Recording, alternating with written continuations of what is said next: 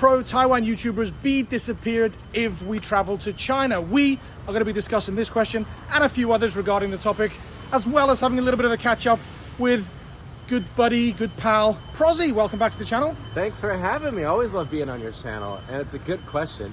I'll give you a little hint. There's a reason I'm in Taiwan and not in China. I read a few articles over the past few years, as well as getting lots of comments on some of my very pro-Taiwan independence videos, claiming that I've broken some statutory law of the China alliances or whatever, that if I was to travel to China, I would be disappeared. I would be arrested. I'd be put into prison for claiming that Taiwan is a country, which it still is, by the way, in my opinion.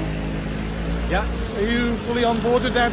Yeah, of course. They have their own currency, their own military, their own way of doing things, their own language, their own people. Their own human rights. Country, yeah, their own political system. So that's a country in my eyes. You know, in China, there's only one party. They can't really vote for a different party, and so they have to protect that at all costs, which in Chinese society isn't all that hard, because it's not just the politics you have to think about. There's also a cultural aspect too. Yeah. So when I was in China, if I said anything bad on my YouTube channel, there was like hell to pay with Chinese people, because they're very, very protective of their culture. They sort of have glass hearts is one thing you'll hear a lot, or they'll wear their heart on their sleeve type of thing. Yeah. They can get offended very easily if you say something negative about China. And then on top of that cultural aspect, there's the political aspect, where the government has to be very protective of the control they have over the country. Yeah. Which, you know, is made easier by the fact that the people love their own country, and by proxy love their government as well. And so they don't really tolerate criticism of the People's Party. Chinese people are regularly arrested and disappeared. Is that like a overstatement to say that they're disappeared, or? It definitely happens. You won't hear about it in local Chinese news, and if you do, they'll sort of if you do, they'll spin it in a way where he was arrested for something else. Because some of the examples I saw were like the tennis player, what's her name, Peng Shuai. Right. I don't remember her name. Yeah, but she disappeared, and then even like Jack Ma, the president of, is he Alibaba? Tencent, I think. Oh no, yes, you're right. Yeah, for a certain period of time, they're just taken away. And of course, those are incredibly powerful people on the world stage. We're not necessarily at that level. However, I would say personally, to answer your question, I would not risk going back there. And I haven't risked going back there. I have friends back there, very close friends. For example, my one buddy, his name is Beard, is what we call him. And he was one of my best buds in China, and he's since got married there. I missed his wedding, and I missed the birth of his child, things I would love to go and show support and be there for him. And I had to miss all that because I wouldn't risk, you know, the consequences of going back to that country. Do you think there are actually anti-China government, anti-CCP YouTubers still in China operating? Do you know of any? I don't know of any, and if there are, I would suggest them to be unbelievably careful, because it's not a very smart thing to do. And it's one of the reasons I moved away. I wasn't necessarily a critic of the Communist Party while I was there. I wouldn't, you know, say something directly dumb or stupid or direct. It was more cultural, observing, you know, observing the culture rather than directly criticizing the government, because that would just land you in some serious trouble. The most famous YouTubers would be C-Milk and Winston. Yeah. And we're not giving away any secrets. He escaped to Hong Kong and made a video about it. They were genuinely fearful, right? Oh, 100%. I remember on most weekends I would go over to C-Milk's place and we would hang out. Yeah. And so one day I showed up and his wife was coming out of the building, and I'm like, hey, what's up? He's like, have you seen C-Milk? I was like, I was coming here to see you guys like we normally do. And she was like, he just packed up his stuff and left. Oh my goodness. Like he was just not there anymore, and it turns out he had run away to Hong Kong. Did he got some info about some files that were held on him or something, or? Yeah, basically what happened was, it's not really my story to tell. I know, I feel a bit guilty using his content, but I'll put a link in the description down below to his video, so go check that out if you want a real first-person account of it. Yes, yeah. But it affected you, that's the reason I mention it. Yeah, just a brief summary. Him and Winston filmed a documentary called Conquering Northern China. It was just showcasing the cultural characteristics of Northern China, which is like fascinating stuff, Inner Mongolia, that kind of region, which just has like the most amazing people, incredible food. But basically they went, unbeknownst to them, around the same time that the CCP took control of Inner Mongolia. It was like the 50th anniversary of that takeover or whatever, and they had police and military following them the whole time, and basically showed them, from what I understand, all the files that they had on us, myself included, which, you know, put the fear of God into us, as it would anyone, I'm sure. And so I think there was more and more information that was being released, and so he left as fast as he could to Hong Kong. Mind you, this is before Hong Kong was taken over by the CCP. I would totally be non-surprised to hear that story about him having files on him.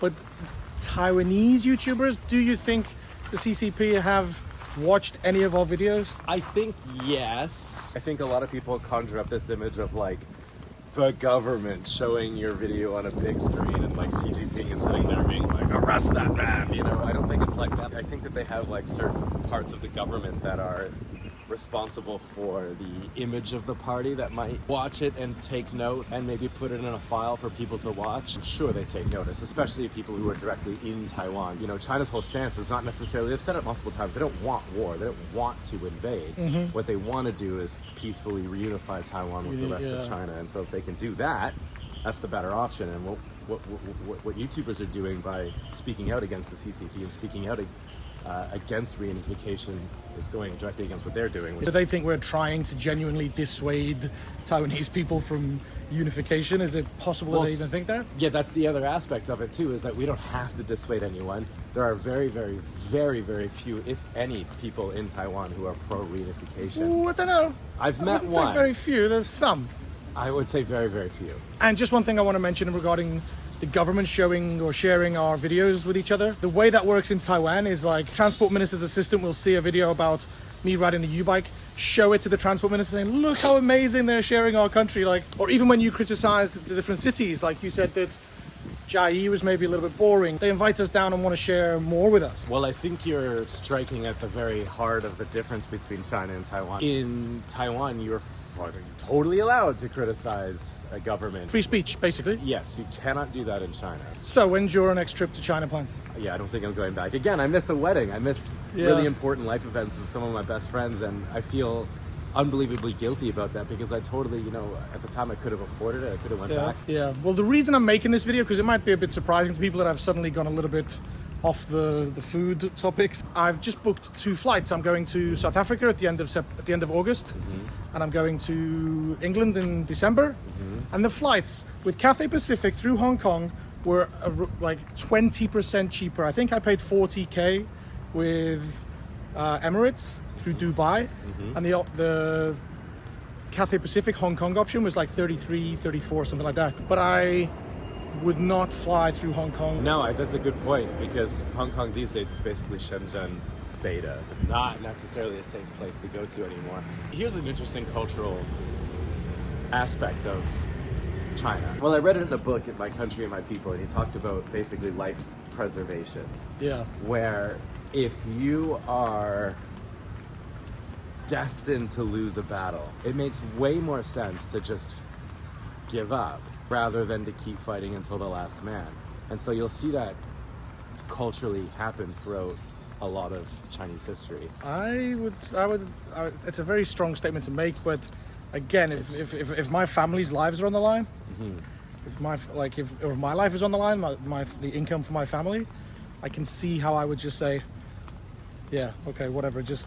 Yeah, but there are exactly. people that would die for their country, like the Japanese motto of like fall on your sword.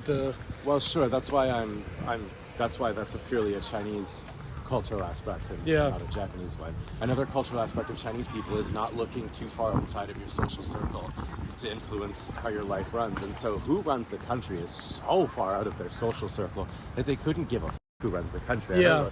One of the biggest things my Chinese friends said was like, why do I care who runs the country? If I have enough rice to eat, if I have a roof over my head and enough money for my family, whoever runs the country doesn't bother me whatsoever. Now, as soon as that political situation starts affecting how my family is run or the things that I can provide for my family, then yeah, you're gonna get a revolution.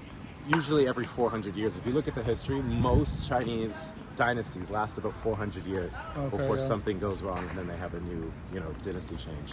So yeah, culturally, that's how they're sort of able to maintain it, is that it's kind of hands off from the people because they just don't care. How about just a general, regular Taiwanese person traveling to China? Would you think they should be in any danger or have any concern? No, I think that there's lots of Taiwanese people traveling there and they're just fine. Okay, well, when a Taiwanese person and a Chinese person are hanging out, let's say they're in America abroad, that political discussion will most likely never, ever, ever get brought up. Yes. It's only until some white American goes in there and goes, aren't you two in there? And they start bringing up this really awkward situation. Because, again, another cultural aspect that kind of makes a play here is that complete avoidance of conflict that Taiwanese people and Chinese people both share. They don't want that awkward conflict. They know, obviously, there's a political divide between the two countries, but because they have to live together or have a friendship together, they're not going to bring it up because the relationships that you form, the relationships that bond you together are way more important than these political divides. Yeah, that's because true, they can make you money. And why would you sacrifice that by bringing up an awkward political divides? Well, I'm sure the comment section on this video is going to be rife with discussion. And keep it clean, keep it tidy, but give us your opinions down below. If you think that being outspoken as a YouTuber is maybe not such a smart move, or traveling to China after saying so many things about Taiwan independence is not such a good idea, then let us know down below. This video has been sponsored by the Allan and Prozzie podcast, so if you enjoy this kind of open discussion, free talking, then check out the link in the description down below, where we publish a video of an hour or so's chat every week. And also, don't forget, Life in Taiwan environmentally conscious flip-flops on the market right now, and made in Taiwan, most importantly. Yeah, support local businesses. Support local businesses. But yeah, I think that's time for us to say goodbye, so we're going to sign off.